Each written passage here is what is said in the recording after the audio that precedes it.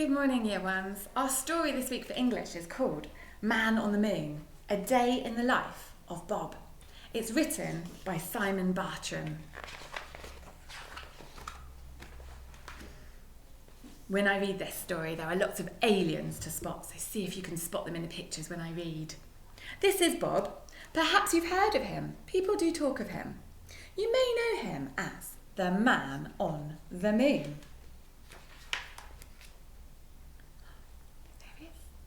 Can you see an alien in this picture? This is where Bob lives. And every morning he rises at 6 o'clock. He has a cup of tea and 2 eggs for breakfast before leaving for the rocket launch pad. On the way he stops to buy a newspaper and some chocolate toffees. He's on his way to work. On the moon. Can you see him riding up the hill all the way up to his rocket? By 8 o'clock, Bob arrives at the launch pad and he changes into his special Man on the Moon suit. I've got my space helmet here. And he boards his fantastic rocket ship. He must make sure that he leaves by 8:45, otherwise he wouldn't make it to the moon by 9 o'clock. On the way, he reads the newspaper and he does the crossword. There he is. Okay, I'm going to take my special space helmet off now. My children at home thought it was a microwave. It is not a microwave, it's my space helmet. I might need that later. Bob starts work. I love this picture. He's hoovering the moon. His job as Man on the Moon is very important. He has to keep the moon clean and tidy. Quite often, astronauts drop sweet packets and cans. Some people say that aliens are responsible for much of the rubbish, but Bob knows that's not true. There's no such thing as aliens. Oh, there. Can you see some aliens in the picture? Can you see them there? Oh, there. Oh, there's a whole page full of aliens. Oh, I don't think Bob's noticed these ones. Oh. By 12:30, it's time to eat. Bob goes to his rocket ship to fetch his lunchbox.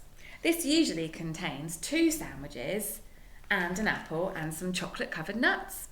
Sometimes he meets his friends for a picnic. His 2 best friends are Billy, the man on Mars, and Sam, the man on Saturn.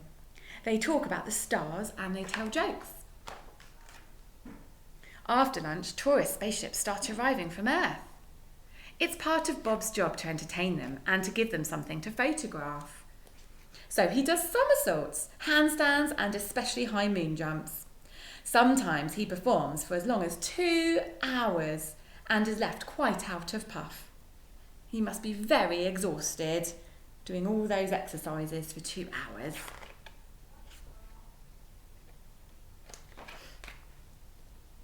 Occasionally, the tourist spaceships will land on the moon, and when they do, Bob gives them a guided tour and a speech. He tells them lots of facts, such as how many craters are on the moon or how long it takes to walk around on stilts. Sometimes people ask him about aliens, and Bob explains patiently that there aren't any. Afterwards, Bob opens a small souvenir stand, selling postcards, pencils, mugs, and small plastic moon models. What would you buy if you went to the moon? Can you see? I'd quite like a moon model. By 4:30, all visitors must leave the moon. Bob looks around to see that everyone has left. He checks inside any big craters in case anyone has fallen in. But there's never anyone there. Can we see in the picture there, I think? There are some aliens at the bottom of that crater. But Bob can't see them. The working day is nearly over. It's time to check that everything is in order before leaving for the night. Bob packs away his equipment and any unsold souvenirs into his rocket. He switches on the moon's nightlight before jetting off towards Earth. By this time, he is very tired, but he still has to keep his wits about him while flying the rocket. Can you see any aliens in the rocket? I can see some alien feet. Can you see any aliens? You might see some hiding. Do you think Bob can see the aliens? I don't think so. As he reaches Earth, it's about 5 o'clock. The rush hour is in full swing with everyone leaving work and going home, just like Bob. It looks like there are lots of different people and maybe some aliens on their way home too. At home, Bob is just like anyone else. First, he has a long bath. Moonwork can make you very grubby, as sometimes the dust can get inside your suit. Oh, have I got any dust inside my helmet? Not yet. I think that's because I haven't taken it on the moon yet. Then he goes to bed with a mug of cocoa. He's got another mug. And he sleeps soundly, bathed in moonbeams.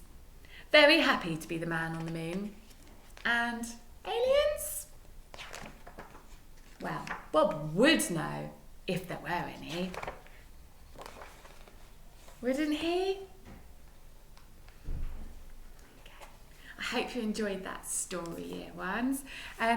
If you would like to, you can make yourself a rocket, or you could make yourself a space helmet, and you can pretend to have a mug of tea as well when you read that, and you might be able to use those when we do our English this week too. Bye.